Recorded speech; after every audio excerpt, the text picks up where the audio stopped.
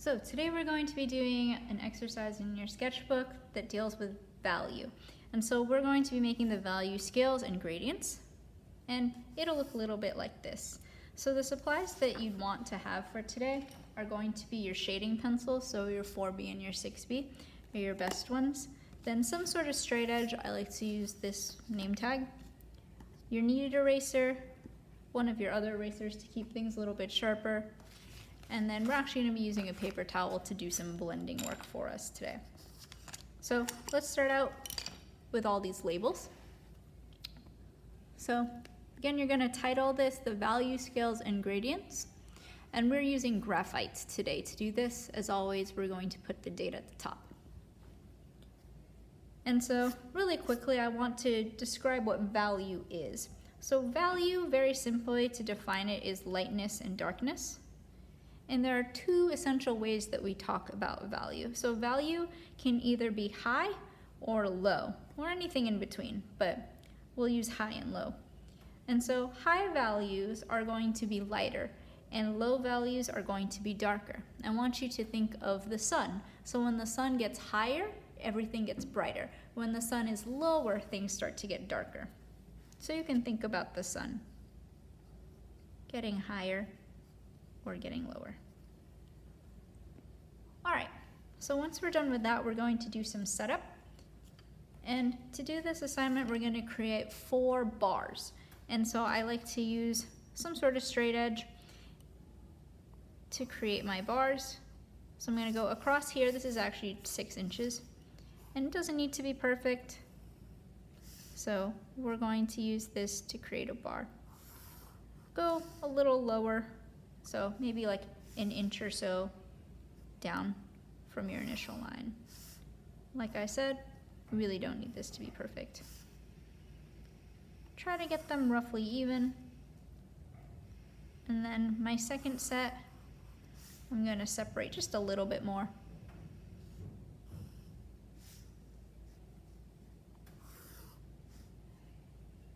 And a little bit of space.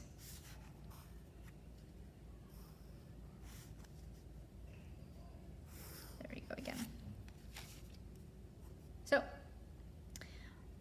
I'm going to start out with what are called scales, and those are going to go step by step, going dark to light. And for that, I'm going to create some boxes, and I want to create a 7-step scale. So kind of lightly, I'm going to draw in these lines to separate my boxes out, and they don't need to be perfect, just kind of lightly do that. And if they're really uneven, then you can take your pencil and your eraser to lighten it out and go back in there. So in the first box, separate it into 7 different boxes, 1, 2, 3, 4, 5, 6, 7, and skip down to your third one, 1, 2, 3, 4, 5, 6, 7. Good. So my first set here are going to be unblended.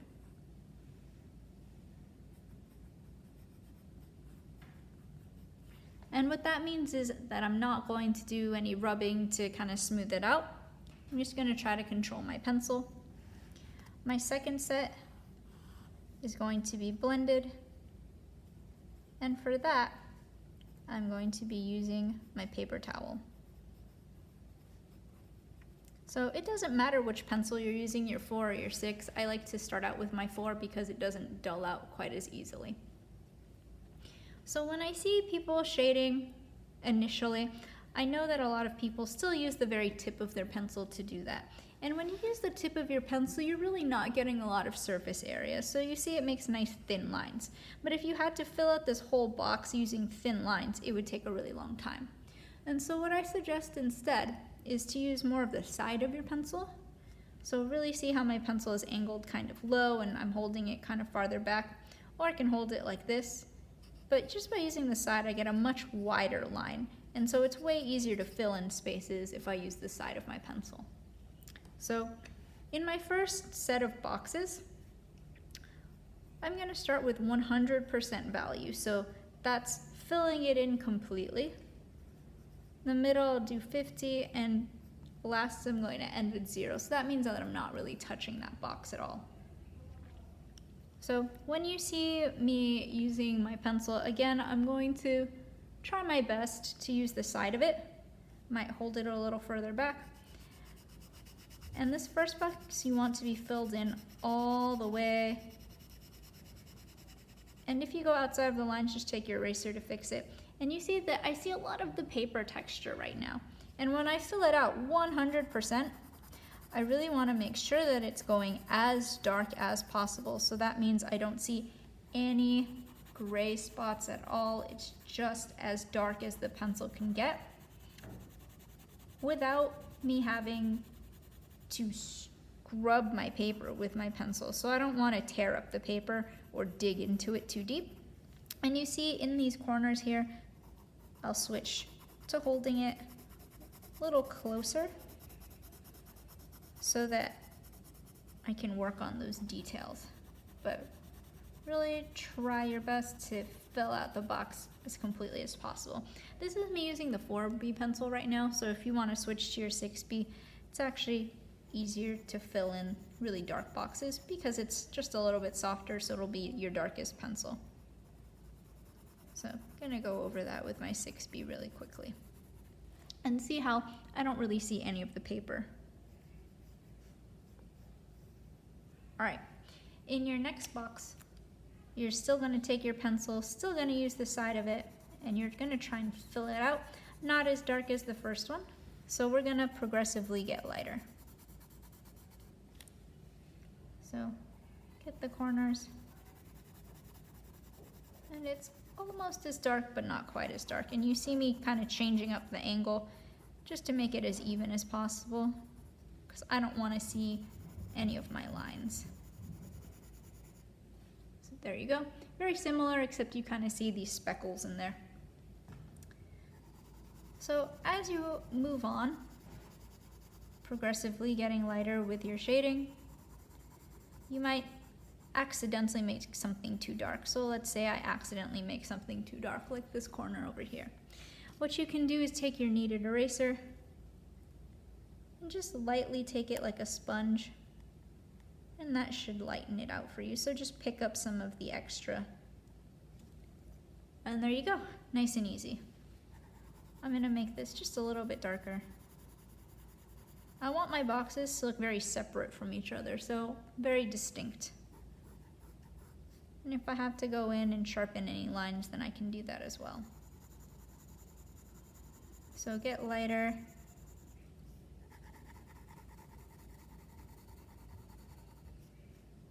Lighter, and again, we're leaving our last box completely alone because it's 0%, so I'm gonna touch it 0%. And in the last box, I'm really carefully gonna go in and just barely scrape the paper. So if this is difficult for you to be that light, again, use your eraser to help you along. In my next set, I'm going to go from dark to light without these boxes. So I want it to be a smooth transition. Hopefully it'll look something like this. So using the same pencil, I'm gonna go in these twisted shapes. And I'm really gonna try and build out how dark it should be in multiple layers. So I might have to go over a certain spot for a while. And I'm gonna bring it out. So slowly bringing it out. And what happens when we're using an unblended method is that it requires you to have a lot of control over your pencil. So over here, I think this should match that a little bit better. So I'm gonna go over it a second time, second layer, pressing a little bit harder, making sure that it looks like it's smoothly going in. Might angle my pencil a little bit. By the time I get to the end, I don't really want to mess with the very end of it.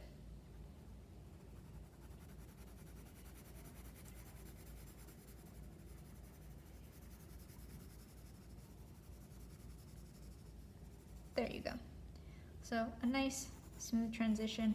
Get in all of your corners so that they look nice and neat. And then once I'm done and I've gone kind of out of the edges, you can take your eraser to clean those up. And be careful when you're swiping that you don't press so hard. And there you go, from dark to light. So I want to make sure that this is as light as it can be and this is as dark as it can be. And then we're off to a good start. For our next set, we're going to be doing a Boland Technique. And so we actually just start out the same way. So without using our paper towels or our fingers or anything like that, we're still going to fill in that first box as dark as possible.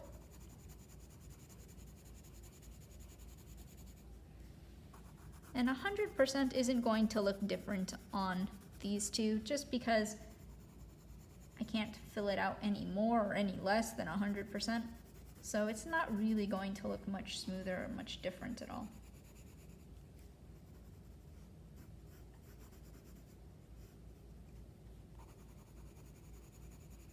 So really get in there. If at any point you notice that your pencil is getting kind of dull, then by all means, go sharpen it real quick, because what happens if you don't is that the wood will start to scratch up your paper. So first box is looking good. Second box, we're going to do the same thing. Now, some people like to just go at this one at a time. I'm actually going to fill in all my boxes just like last time. Because what the paper towel does is it blends things and smooths them out for you. It's not going to help if it doesn't already look good. I don't have to be quite as neat as I was before, because my paper towel will do some of the smoothing out for me, but I still want to make sure it looks pretty good and pretty well set off. Again, over here, trying to be really light with it. And my very last box, we really barely want to do anything in.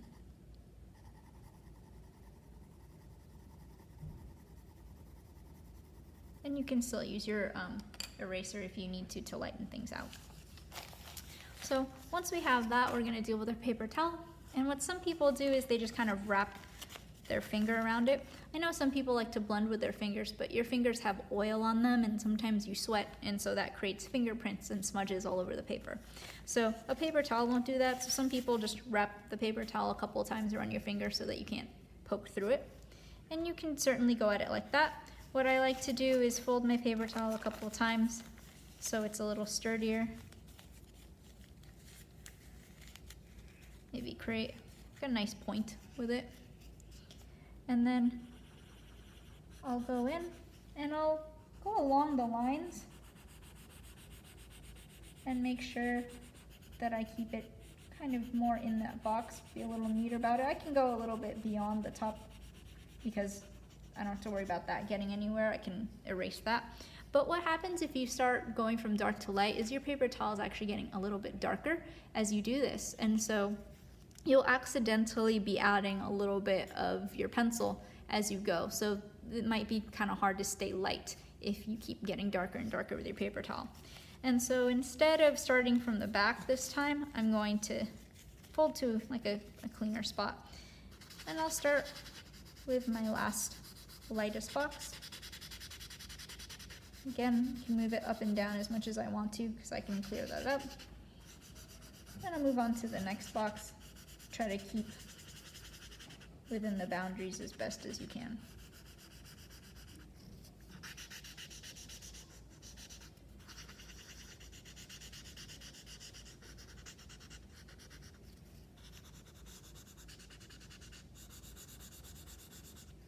So keep it nice and sharp.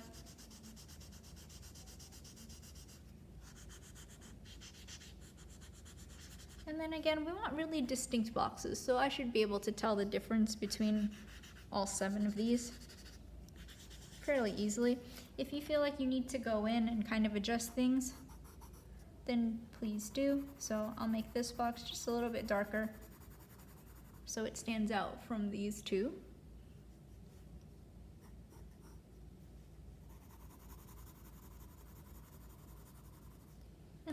think I have a pretty good idea of what I want this to look like. Maybe I'll lighten up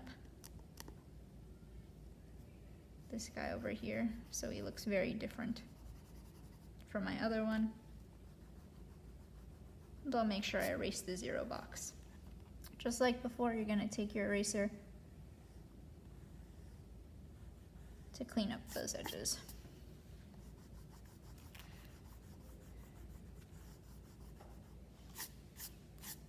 And you have some distinct boxes.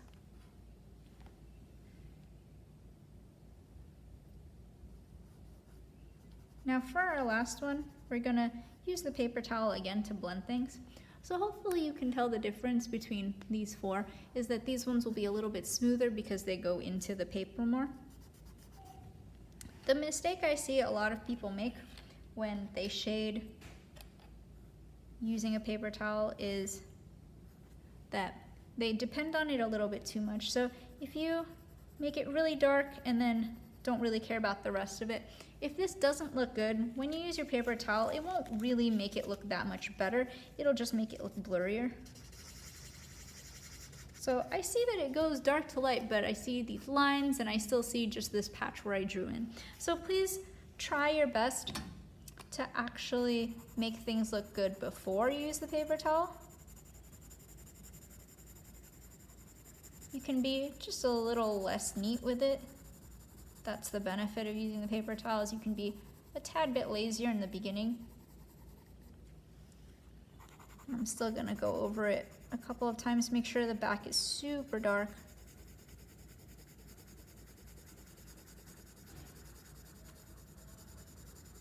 Then I'm gonna slowly pull away.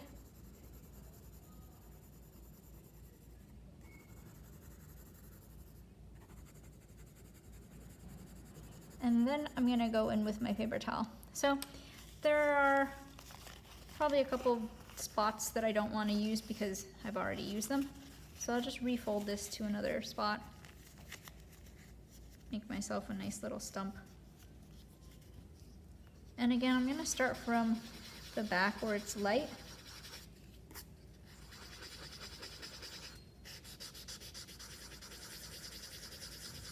And I don't really care about going outside of the lines. The reason I go in these circular motion shapes is because it pushes it back and forth.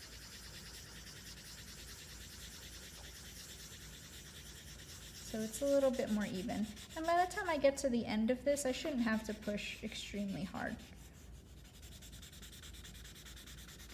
Might bring it back a little bit just to make it more even.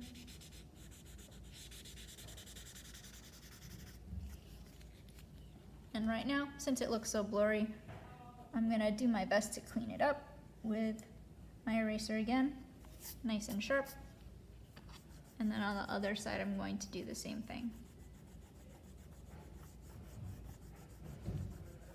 And there you go. That is how you do your value scales and gradients, one with pencil only, and then the other one with the help of a paper towel.